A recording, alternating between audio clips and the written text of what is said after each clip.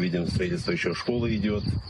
Значит, никакого отселения и переселения здесь нет. На самом деле, годом ранее в районе уже была открыта школа на 700 мест. Вот кадры с мероприятия. До этого открыли детский сад. Переселение шло в несколько этапов. Например, семья Тимура Чичоева получила 6-комнатную квартиру. Вот у нас детская комната, например. Вот, можно здесь снять. Правда, велосипед. Вот, ребята, гаста. У нас тут все закидано игрушками. Это детская комната. Это у нас зал. В основное время мы проводим тут. Телевизор, балкон. У нас один балкон, 6 комнат, 3 санузла. Всего на семье 9 человек, сейчас 10. О мутных схемах впору задавать вопросы самому Погорову. Но он в бегах. В его особняке прошли обыски. Дорогая кирпичная кладка, высокий забор. Во дворе белая Тойота, черный Мерседес и старый джип. На всех авто красивые номера. 333, 222, 484. Огромный дом, множество комнат. Это чья комната? Детская. Несколько кухонь, одна в черном дереве, это для гостей, вторая попроще на уровне цокольного этажа. В комнатах тренажеры, подарки, инкрустированные камнями. Здесь же многочисленные ружья. Охотники. Любители.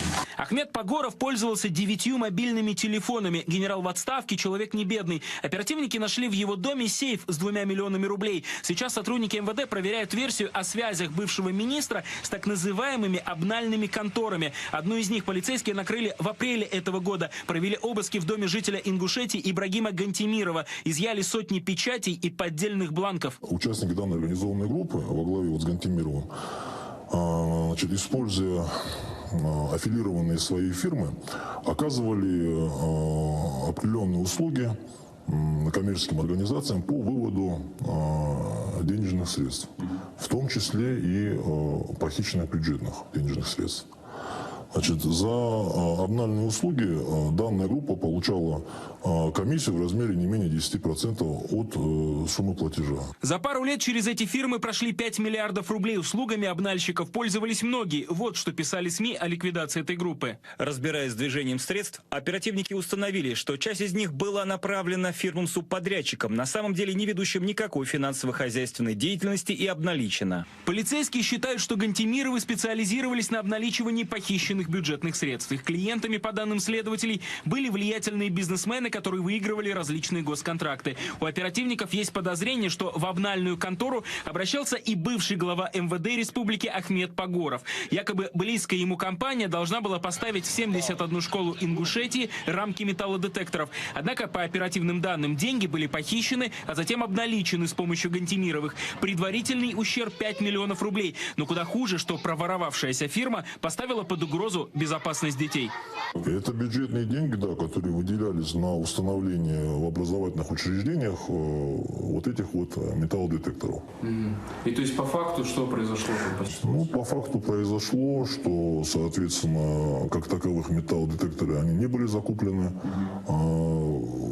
Прошло только по бумаге, то есть их наличие. А на самом деле денежные средства были по вышеуказанной схеме, значит, выведены и, соответственно, украдены. Но это же вопрос безопасности детей. Согласен. В скандальной истории с казенными деньгами не раз попадали и родственники Погорова. Так его брат Нурадин был подрядчиком при строительстве здания национальной телерадиокомпании Ингушетии. По данным наших источников, сорвал сроки и раздул смету. Жена Ахмета Погорова, Екатерина, тоже становилась участницей коррупционных скандалов. Она работала главврачом Судженской больницы и, по словам представителей местного Минздрава, была уволена по отрицательным мотивам. В ЦРБ, которую возглавляла Погорова, ловили взяточников. Вот кадры задержания врача-педиатра. По версии следствия, она продавала справки, которые позволяли получать инвалидность. При Погоровой разгорелся еще один скандал. МВД задержала в Судженской больнице группу высокопоставленных врачей, которые занимались хищениями материнского капитала. Они выдали справки о рождении 160 несуществующих детей. У следствия есть достаточно серьезные основания подозревать этих женщин в выдаче, незаконной выдаче медицинских справок женщинам, не рожавших детей.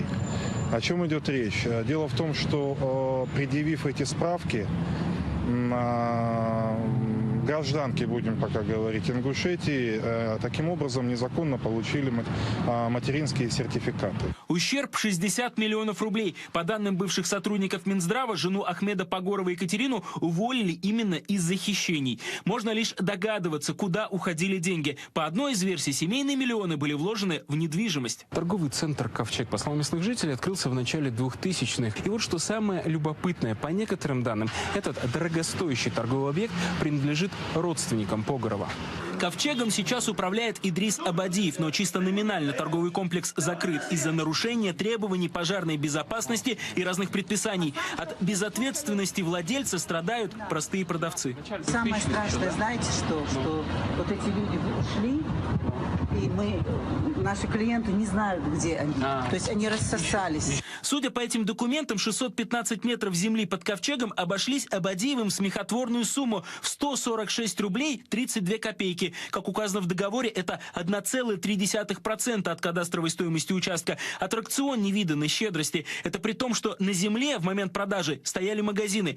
Абадиевы легко могли бы заплатить и больше. Люди не бедные. Их семейное поместье видно за сотни метров. Самый лучший особняк в районе с огромными коваными воротами. Личный заезд у него там, подземный гараж, да? На территории владений Абадиевых так называемая Ингушская башня, скорее всего, новодел. А вообще это памятники культуры, старинные сооружения, которые в средние века служили местным жителям и домом, и наблюдательной вышкой, и защитным барьером от набегов. Здесь же личный парк и надземный переход, соединяющий два дома Абадиевых. Жителей этих роскошных особняков проблемы простого народа не волнуют. Чтобы набить кошельки потуже, они и дальше будут продавать опасное топливо, не заботясь о своих сотрудниках и клиентах, заставлять работяг стоять у проржавевших газовых баллонов, которые могут рвануть в любую минуту. Из-за этого же закрыли компанию нефтяного магната Мусы Келлигова. Эти люди будут сдавать в аренду здания, пожар в которых может унести жизни десятков людей. Им позволено покупать землю по 23 копейки за метр. Именно столько заплатили Абадиевы. Они могут экономить на безопасности детей в школах. Такие подозрения сейчас звучат в адрес генерала Пагорова. Эти люди могут зарабатывать на единоверцах и не платить налоги. А значит, красть у тех, кому в селах нужны дороги, детские сады и больницы. Ведь поэтому возбудили дело против компании, близкой к муфтию Исе Хамхоеву. А еще они будут владеть недвижимостью на сотни миллионов рублей. За обычных жителей республики эти люди, похоже, переживают лишь на словах. Свой карман ближе.